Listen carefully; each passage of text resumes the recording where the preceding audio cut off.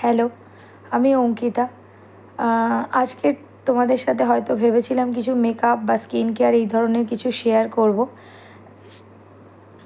But সত্যি কথা বলতে আজকের পার্সোনাল কিছু কারণের জন্য আমার মনটা একেবারেই ভালো নেই। আমার এক কলেজ ফ্রেন্ডের মা গতকালকে মারা গিয়েছেন। ও আমাকে ফোন করেছিল, ভীষণ কান্নাকাটি করছিল। আর এইগুলো শুনলে না ভীষণ ভয় লাগে, কারণ আমারও বাড়িতে বয়স্ক বাবা মা আছেন। আর মানুষের এখন নিঃশ্বাসের কোনো বিশ্বাস নেই, কার যে কখন কি হবে সেটা কেউই জানে না। হঠাৎ হঠাৎ করে মানুষের বিভিন্ন রকম রোগ হচ্ছে, স্ট্রোক হচ্ছে, হার্ট অ্যাটাক হচ্ছে, মানুষজন মারা যাচ্ছেন। তো সেই জন্য আমার ভীষণ ভয় লাগে।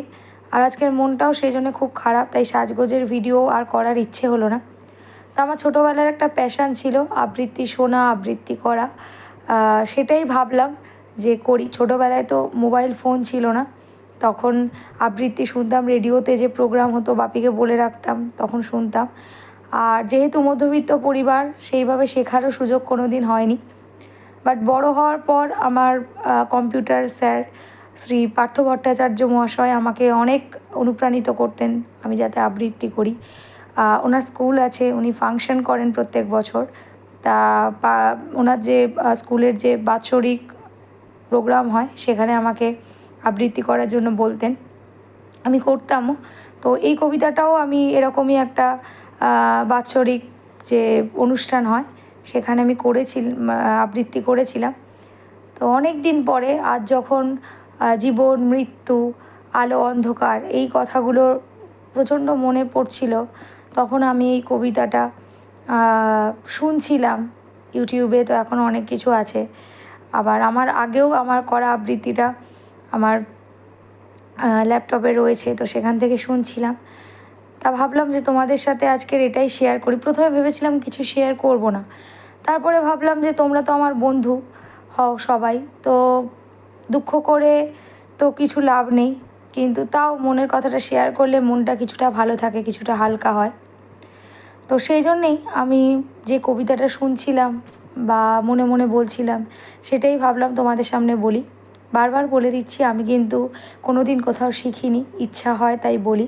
ভুল ত্রুটি হলে যদি কেউ এখানে থাকো যারা শেখো বা ভালো পারো বলতে, তো আমাকে অবশ্যই ক্ষমা করো। আর আমাকে জানিও কমেন্ট বক্সে যে এই জায়গাটা এইভাবে না, এইভাবে হবে।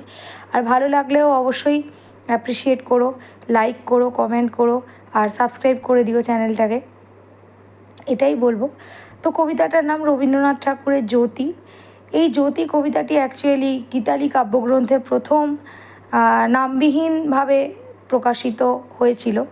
নামবিহীন বলতে তখন কোনো নাম দেয়া হতো না, 101 সংখ্যক ছিল সম্ভবত, যেটা ইতিহাস থেকে, বাংলা সাহিত্যের যে ইতিহাস সেখান থেকে জানা যায়। আর এই কবিতাটি এলাহাবাদে লিখেছিলেন কবি, স্থানটা এলাহাবাদ।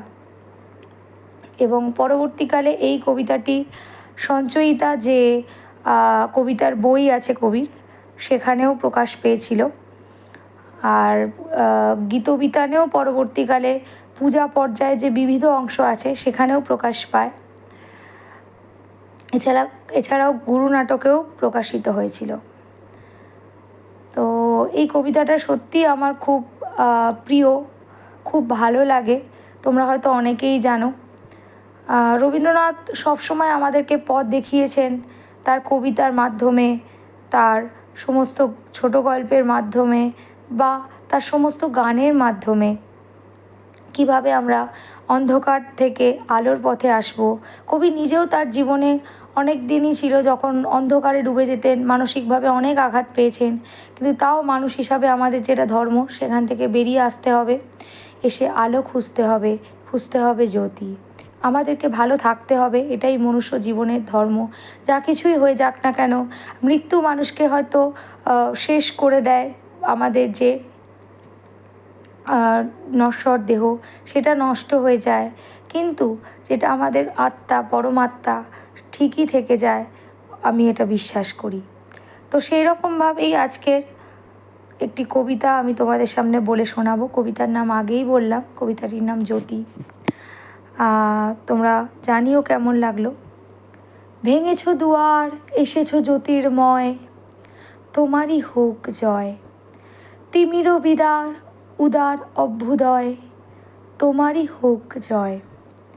হে বিজয়ী বীর, নবজীবনের প্রাতে, নবীন আশার খড়গ তোমার হাতে, জীর্ণ আবেশ কাটো সুকঠোর ঘাতে, বন্ধন হোক ক্ষয়, তোমারই হোক জয়। এসো দুঃসহ, এসো এসো নির্দয়, তোমারই হোক জয়। এসো নির্মল, এসো এসো নির্ভয়, তোমারই হোক জয়।